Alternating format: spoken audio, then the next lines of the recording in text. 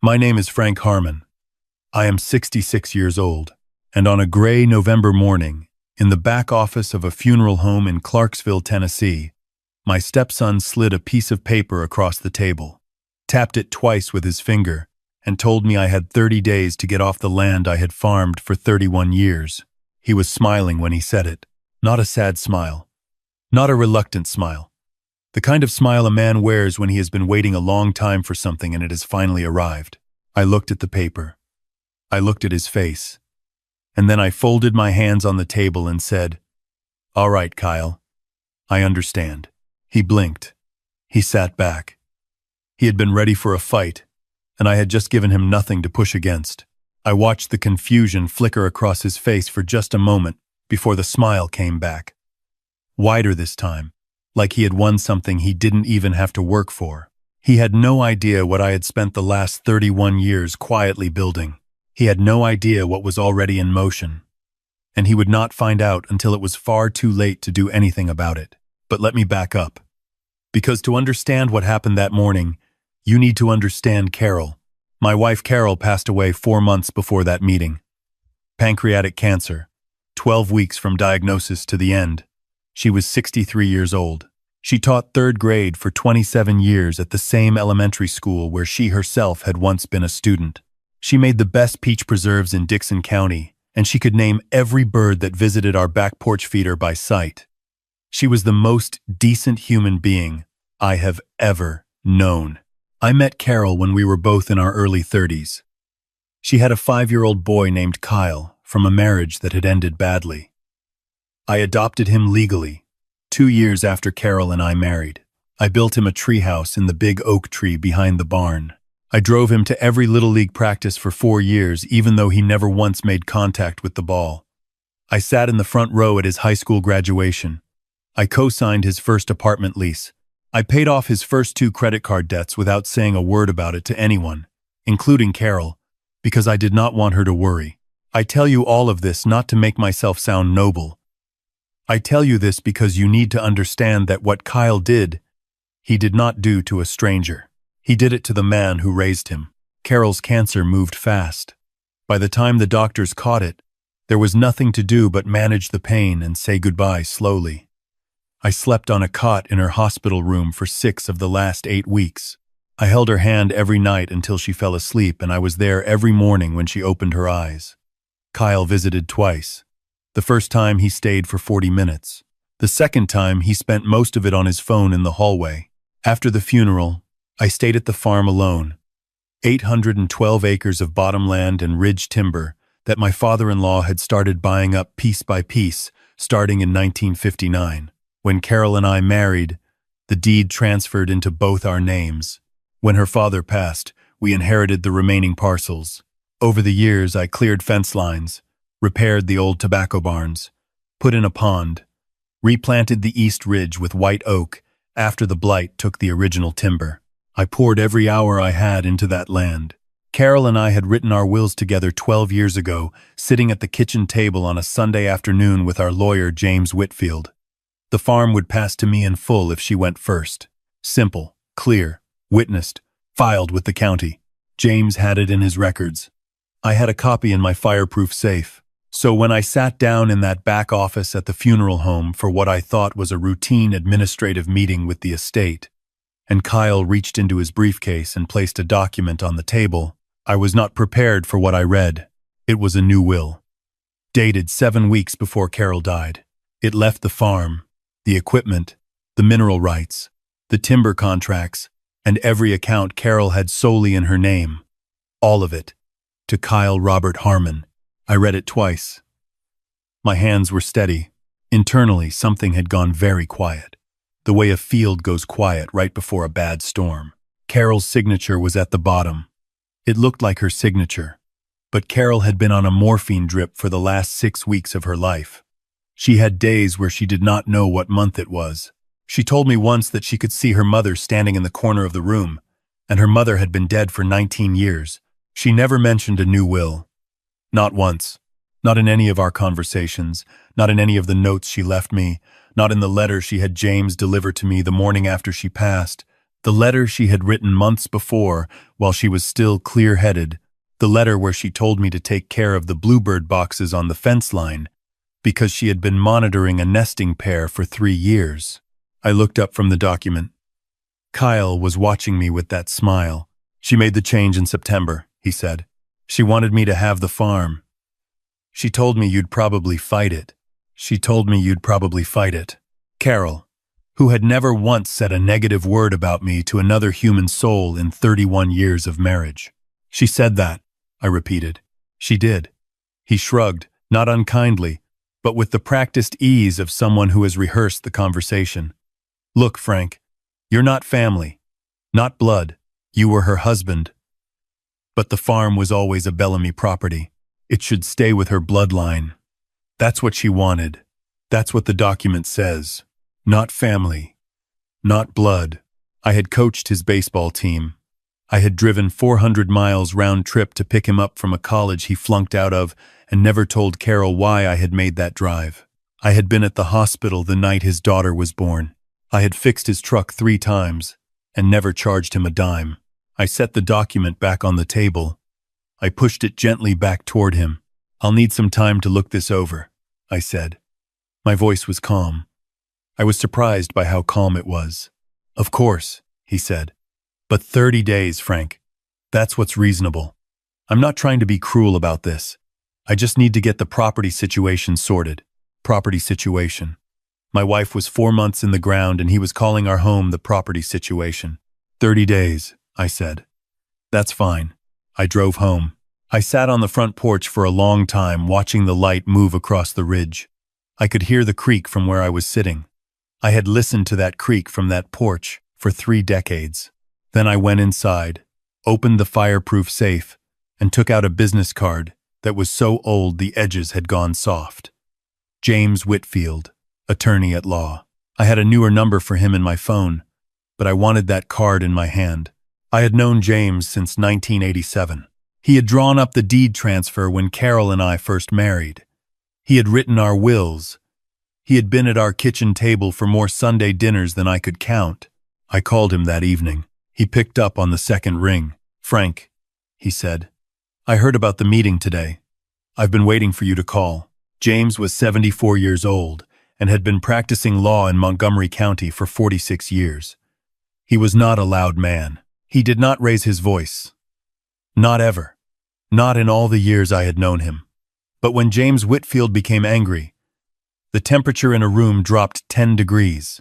I had seen it happen in a courtroom once, years ago, and I had never forgotten it.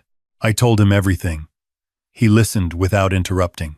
When I finished, there was a silence that lasted almost a full minute. The will he presented, James said finally, was not drawn up by my office. I know, I said. And Carol did not contact me at any point in the fall to discuss changes to her estate planning. I know. And you're telling me she was on palliative morphine for the last 6 weeks of her life. She was. Another silence. Frank, James said, and his voice had gone to that place I remembered from the courtroom. Do not move anything off that property. Do not let Kyle set foot on it. And I need you to do something that is going to be very hard. What's that? I said. I need you to let him think he's winning. For a little while. Can you do that? I looked out the window at the dark ridge line against the darker sky. Yes, I said. I can do that. The next 3 weeks were the strangest of my life. I stayed on the farm. I went about my days. I fed the cattle. I checked the fence line. I drove into town for groceries. I did not call Kyle. I did not contact anyone about the will. From the outside, I must have looked like a beaten man running out his last days on a property that was no longer his. Meanwhile, James was working in a direction Kyle had no way of seeing. The first thing James confirmed was what I had already suspected. The will was fraudulent. A handwriting expert from Nashville compared the signature to 12 authenticated samples of Carol's handwriting from the last 2 years of her life and delivered a 17-page report concluding that the signature had been produced by someone other than Carol Harmon. The pen pressure was wrong. The spacing between letters was wrong. Carol had a distinctive way of forming the letter C. A wide, confident loop she had written the same way for 60 years. The C on that document was tight and careful, the way a letter looks when someone is copying it slowly. But James had also found something else. Something that came from a direction I had not expected. Kyle had a girlfriend. Her name was Amber Pryor. She was 34 years old, and she worked as a paralegal at a small real estate law firm in Nashville. She had been with Kyle for 2 years, though I had only met her once, briefly, at Thanksgiving the year before Carol died. James's investigator found that Amber had accessed several online legal document preparation services in August, 2 months before the forged will was dated. She had also searched, from her personal computer, for the phrases, "Can a will be changed while on medication?" and "hospice patients signing legal documents," and "how to notarize a document without a notary present." She had the legal knowledge to understand what she was doing, and she had done it deliberately. But James came to me on a Thursday morning with a third piece of information, and that was the one that took the floor out from under me. He sat across from me at the kitchen table, the same table where Carol and I had written our wills 12 years ago, and he opened a file folder and set a single page in front of me. "My investigator pulled Kyle's financial records," James said. "Going back 14 months, I looked at the page. I did not immediately understand what I was seeing. Carol had a personal savings account," James said quietly, "in her name only. She opened it in 1994, before you were married, and she kept it separate, her private account. She used it for personal expenses, her classroom supplies, gifts, that sort of thing. I knew about the account.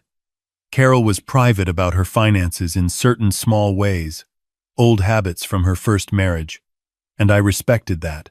Over the 18 months before her death," James said, "$11,000 was withdrawn from that account in cash increments small enough to avoid automatic reporting. The withdrawals began 6 months before her diagnosis. They accelerated in the months after. And by man." I stared at the page. "Kyle was listed on the account as an authorized user," James said. "Carol added him in 2019. She told me at the time it was in case something happened to her and she needed him to manage expenses. She trusted him," I said. My voice sounded strange to me. "She did," James said. "And he used that trust to drain her account slowly, over a year and a half, while she was alive. While she was sitting at that table with you and watching birds from the back porch and trusting that the people around her were who she believed they were. I sat very still for a long time. That is a specific kind of grief. It is not the grief of loss. It is the grief of learning that someone you loved was hurt in a way you did not know about and cannot now fix. It sits in your chest like a stone, and it does not move." James gave me the time I needed. "What do we do?" I said finally. "We have already done most of it," James said. "I filed a petition yesterday to contest the will on the grounds of fraud and undue influence. I've been in contact with the Montgomery County Sheriff's Office and a detective from the State Financial Crimes Unit. They are very interested in the account withdrawals, and I've requested a hearing for next Thursday." He paused. "I'd also like you to consider something. The farm is held jointly with right of survivorship under the deed we filed in 1993. Carol's signature was required to transfer that deed. She never signed a transfer, which means regardless of what that will says, the farm already belongs to you. It passed to you the moment she died. Automatically. By law." I looked at him. "Kyle doesn't know that," James said. "He's been focused on the will because he doesn't understand property law well enough to know that the will is irrelevant to the real estate. He thought the will gave him the farm. It doesn't. It never could have. He thought he had been very smart," I said. "He thought he was dealing with a grieving old farmer," James said. And that cold quality was back in his voice. Very clear, very quiet. He was not. I need to tell you about the Thursday of the hearing, because it did not go the way Kyle expected. Kyle arrived at the courthouse with a lawyer he had hired from Nashville, a man in a sharp suit who carried himself with the confidence of someone accustomed to winning on paperwork alone. Kyle was dressed well. He looked like a man who had prepared. He saw me sitting in the hallway with James, and I watched his jaw tighten slightly. The first crack in the performance. What Kyle did not know was that James had also notified the sheriff's department, and that 2 plainclothes detectives were sitting in the courtroom when the hearing began. The judge reviewed James's petition. She reviewed the handwriting report. She reviewed the financial records. She asked Kyle's lawyer several questions about the circumstances under which the will had been prepared and witnessed and notarized. Kyle's lawyer, to his credit, answered steadily. But the answers did not hold up well against the forensic evidence James had assembled. Midway through the morning session, one of the detectives entered the courtroom and handed a folded note to the bailiff. The bailiff passed it to the judge. The judge read it. She set it face down on her desk. At the lunch recess, Kyle was arrested in the courthouse parking lot. His lawyer was still inside gathering his files. Kyle was halfway to his car when the detectives reached him. I was watching from the top of the courthouse steps. I did not feel the satisfaction I had expected to feel. I felt tired, and I felt something else. Something older. The long, slow ache of a person who has loved someone who turned out to be capable of this. Amber Pryor was arrested at her workplace in Nashville the same afternoon. She was charged with fraud, forgery, and conspiracy. The charges against Kyle included those same counts, plus financial elder abuse for the account withdrawals from Carol's savings during the final year of her life. I want to stop here and say something plainly, because this is the part I know people wonder about. Amber did not walk away from this. I have heard too many stories where the person who helped plan the crime disappears quietly, while the one who carried it out faces the consequences alone. That did not happen here. James made sure of it. The prosecutor made sure of it. The evidence against Amber was in some ways cleaner than the evidence against Kyle, because it was on her personal computer, in her professional email, in the document preparation records tied to her billing account. She had left a trail the way people do when they believe they are too clever to get caught. She was convicted 8 months later on 3 counts. She lost her paralegal certification. She will not work in a law office again. Kyle's trial took longer. His lawyer was good, and he fought hard, and I respect that in a professional sense, even while I have no feeling left for his client. The prosecution laid out the full picture. The account withdrawals, the forged will, the plan that had been in motion for at least 18 months before Carol died. They presented text messages between Kyle and Amber from the previous year, messages in which Kyle described the farm and its value to developers who had been eyeing the bottomland along the creek corridor for a mixed residential project, messages in which Amber walked him through the mechanics of what he would need to forge and file, and who would need to sign what. He was convicted on all counts. I was in the gallery when the verdict came in. I had driven myself. I sat in the second row and I listened to the jury foreperson read each count, and I thought about the treehouse in the oak tree behind the barn that I had built with my own hands when Kyle was 6 years old. The summer he had gone through a phase of being afraid of heights, and I had spent 3 Saturday afternoons convincing him, one rung at a time, that he was brave enough to climb. I thought about that a long time. I did not go back to the farm that night. I drove to my sister's house outside of Nashville, and I sat at her kitchen table until very late, and I let her make me dinner. And I did not talk very much. She understood. She had known Carol for 30 years. She understood without being told what this particular grief was. The following spring I went back to the ridge. The white oaks I had replanted after the blight had grown well. They were 15 years old now, tall and clean. And in the April light they had that new green color that only lasts about 2 weeks each year. I walked the fence line along the east pasture and checked the posts the way I had every spring. The creek was running high from the March rains. The bluebird boxes on the fence line had a nesting pair, just like Carol had noted in her journal. I stood there for a while watching the male bring dried grass to the box. I had called James 2 weeks before. "I want to do something with the timber rights," I said. He had asked me what I meant. I told him that a conservation land trust had approached me the previous fall about placing a permanent conservation easement on the ridge timber and the creek corridor. No development. The bottomland stays bottomland. The timber is managed sustainably. In exchange, I receive a substantial tax benefit, and more importantly, the land is protected in perpetuity, regardless of what happens to it after I'm gone. James was quiet for a moment. "That's going to be a significant financial decision, Frank." "I know," I said. "The developers are still interested. The creek corridor alone is worth considerably more than the easement benefit." "I know that too," I said. I've known for a long time." He waited. "The thing Kyle could never understand," I said, "is that I never wanted to sell. I never wanted the money. I wanted the land. I wanted the creek and the ridge and the bluebird boxes on the fence line. That's what Carol and I wanted. And neither of us ever needed anyone's permission to want that." I signed the conservation easement in March. I also called the principal of the elementary school where Carol had taught for 27 years. I told her I wanted to establish something in Carol's memory, a fund for classroom supplies, specifically for teachers at Title I schools in Montgomery County. Teachers who spent their own money on their students, the way Carol spent hers for nearly 3 decades. Every year, 10 teachers would receive a grant. Every year, Carol's name would be on the check. The principal cried a little on the phone. I told her Carol would have been embarrassed by that, and we both laughed. I am still on the farm. I still walk the fence line in the mornings. I still sit on the front porch and watch the light move across the ridge the way I have for 31 years. The creek still runs the same as it always did. There is something I have learned from all of this that I want to share with you, because I think about it on those mornings. The people who want to take things from you are almost always in a hurry.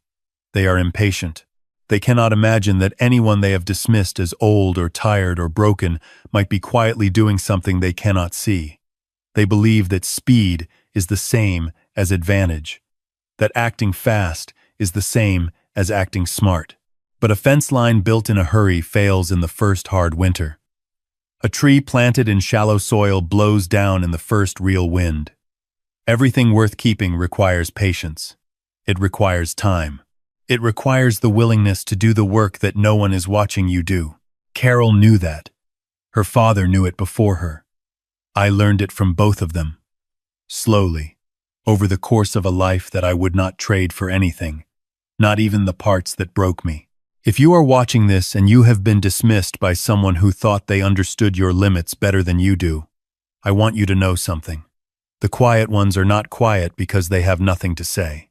The patient ones are not patient because they have given up. We are quiet because we are listening. We are patient because we understand something that the impatient ones will eventually learn at great cost. Everything comes to light. Every time. Thank you for listening. I would like to ask you something before you go. Have you ever had to protect something that meant more to you than money? A home? A piece of land? A memory? A name? Have you ever been underestimated by someone who should have known better? Tell me your story in the comments below, and tell me where you're watching from.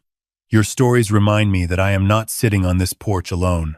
And if you believe that patience and truth outlast greed and lies, please like this video and subscribe to this channel. There are more stories to tell, and I am not finished telling them.